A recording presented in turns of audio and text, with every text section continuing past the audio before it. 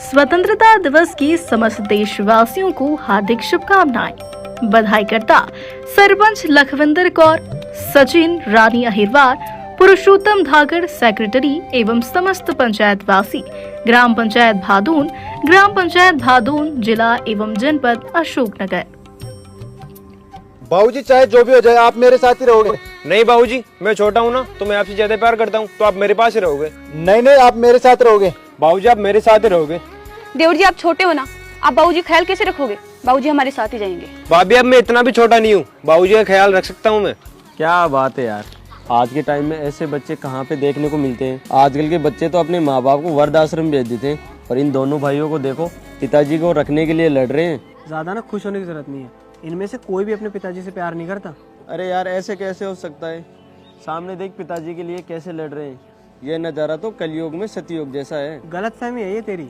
Mishra uncle ने अभी retirement लिया है ना, इसलिए हो रहा है ये सब। रिटायरमेंट हुआ तो ये अच्छी बात है ना, तभी तो ये दोनों भाई लड़ रहे हैं कि रिटायरमेंट के बाद में पिताजी को मैं रखूं या मैं रखूं। इतने टाइम से मिश्रा जी तो अपनी जिंदगी अकेले निकाल ली, अब इनके बेटे इनकी सेवा करना चाहते हैं। ऐसी औलाद तो नसीब वाले को मिलती है। अरे समझदार आदमी, ये पिताजी की सेवा करने के लिए नहीं लड़ रहे हैं, ये पिताजी को जो पेंशन मिलेगी ना रिटायरमेंट के बाद में, उस पेंशन के लिए लड़ रहे हैं। तेरी ये नसीब से मिलने वाली औलाद। अरे ऐसा कुछ नहीं है, तेरी तो सोच ही खराब है। मैं मानता हूँ कि आजकल का जमाना सही नहीं है, लेकिन हाथ की पांचों उंगलियां बराबर भी नहीं है, इस बात का ध्यान रख। कुछ बच्चे अच्छे भी होते हैं जो माँ बाप की सेवा करना चाहते हैं। ठीक है, अभी पता चल जाएगा कि ये बच्चे माँ बाप की सेवा करना चाहते हैं या माँ बाप के पैसे चाहते हैं। अरे मिश्रा अंकल कैसे हो? अरे मैं तो ठीक हूँ, तुम बताओ कैसे हो? तो फिर फाइनली रिटायरमेंट मिल ही गया आपको? अरे हाँ बेटा, फाइनली रिटायरमेंट हो ही गया। अब काम धंधों से फुर्सत मिल गई मुझे तो। पर मिश्रा अंकल एक बहुत बड़ी दिक्कत हो गई है। अभी मैं अखबार में देख रहा था कि जितने भी जो पोस्ट ऑफिस के वरिष्ठ अधिकारी है ना, जिन्होंने अभी रिटायरमेंट लिया है, उनकी पेंशन पे आपातकालीन समय तक के लिए रोक लगा दी गई है। अरे पर ऐसे कैसे हो सकता है? ये कब हुआ?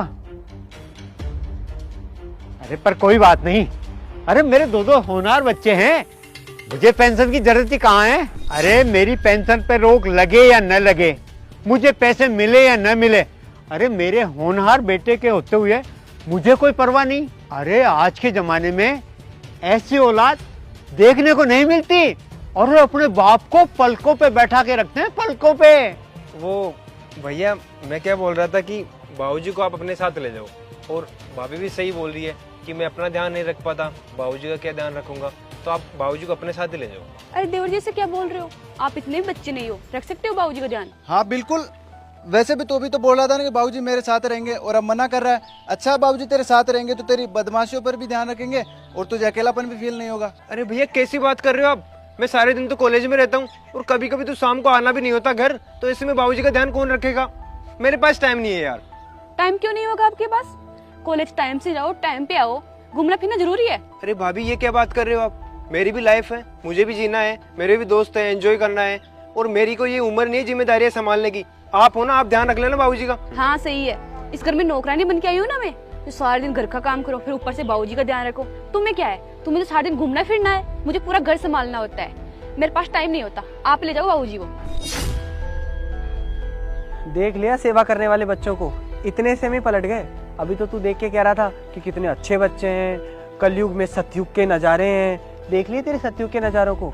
आजकल के बच्चों की सच्चाई यही है, जब तक उनको अपने माँ बाप से फ़ायदा मिल रहा होता है ना, तब तक तो माँ बाप को सजा धजा के प्यार करके रखेंगे, और उनको लगेगा ना कि जब उनके माँ बाप यूजलेस हो गए, तब उनको देखेंगे भी नहीं कि उनके माँ बाप कैसे हैं। मिश्रा अंकल एक मिनट। मिश्रा अंकल, सबसे पहले तो मैं आपसे माफ़ी मांगना चाहता हूँ। आप मुझसे बड़े हैं, और मैंने आपसे एक झूठ बोला था कि आपकी पेंशन रुक गई है। आपकी पेंशन नहीं रुकी है।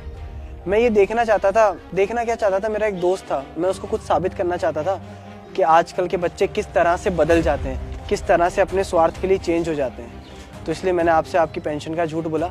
मुझे पता तो था कि आपके बच्चे बदल जाएंगे, पर यह पता नहीं था कि इतनी जल्दी बदल जाएंगे। इन्होंने एक सेकंड भी नहीं लगाई आपको छोड़ने में। आपने जो इनके लिए मेहनत करी, इनके लिए अपना जीवन समर्पित कर दिया, इन्होंने कभी उस चीज़ की वैल्यू नहीं की।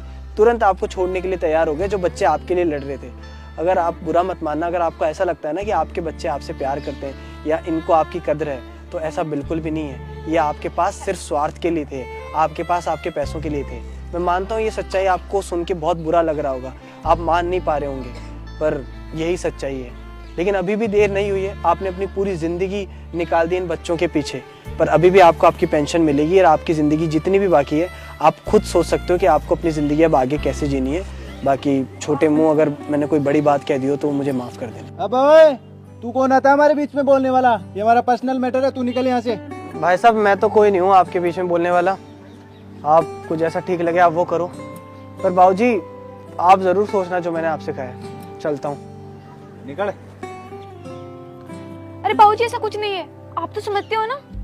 काहे कोई आंसू नहीं बरसे, काहे कोई आंसू नहीं बरसे। बेटा, इस आदमी ने आज जो भी किया वो गलत किया, पर सोचा जाए तो बहुत सही किया। अगर आज ये नहीं होता तो मुझे ये पता नहीं चलता जो मुझे बहुत पहले पता चल जाना चाहिए था। अरे मैं तो ये सोचता रहा कि मेरे बेटे बहुत अच्छे हैं। अगर आज ये नहीं होता तो मुझे तो सच का पता ही नहीं चलता। अगर पानी में जहर मिला दो, कितना भी फिल्टर कर लो, वो शुद्ध नहीं हो सकता। ऐसा मत सोचना मेरे बच्चों कि मैंने तुमसे अपना रिश्ता खत्म कर लिया। अरे मैंने पूरी जिंदगी नौकरी की, तुम्हें पाला पोसा, तुम्हें काबिल बनाया, पढ़ाया लिखाया। तुम्हारी माँ के मरने के बाद भी मैंने कैसे अपना जीवन गुजारा। अरे कहीं घूमने भी नहीं गया। बेटो ठीक है, तुम 1 तारीख को आ जाना और अपना अपना हिस्सा लेके चले जाना। अब मैं अकेला रहूंगा, मुझे तुम्हारी कोई जरूरत नहीं है, पर मैं तुम्हें दुआ देता हूँ, सदा खुश रहो बच्चों, सदा खुश रहो। माँ बाप बच्चों के लिए पूरी जिंदगी लगा देते हैं, और जब वही बच्चे माँ बाप के प्रति स्वार्थ रखते हैं, मतलब के लिए इस्तेमाल करते हैं, तो इससे बड़ा दुख माँ बाप के लिए और कोई हो ही नहीं सकता। दोस्तों इस वीडियो को ज़्यादा से ज़्यादा शेयर कीजिए ताकि ये वीडियो उन बच्चों तक पहुँच पाए जो अपने माँ बाप के साथ ऐसा करते हैं।